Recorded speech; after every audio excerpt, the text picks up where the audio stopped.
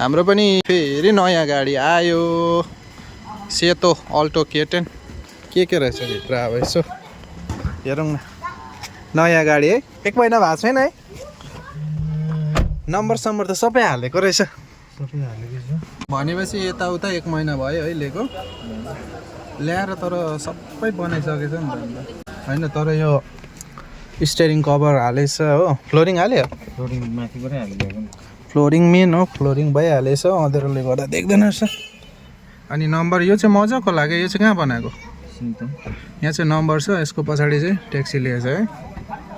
चिटिक्कै छ नि त अन्त सकेको छ सबै गरेर के छ अरू त अन्त पछाडि पनि सबै छ म्याटहरू सबै हालेको रहेछ हो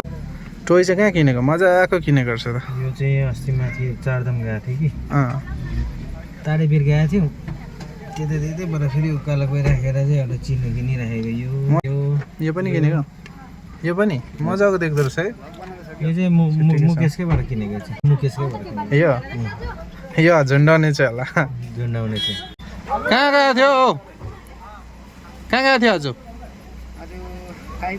कहीँ गएन भर्खर आएछ हो जग्गै छैन सबै गरिसकेछ हो जे भए पनि उहाँले चाहिँ एकदम चिटिक्कै राख्छ गाडी चाहिँ पहिल्यैदेखि होइन त्यहाँबाट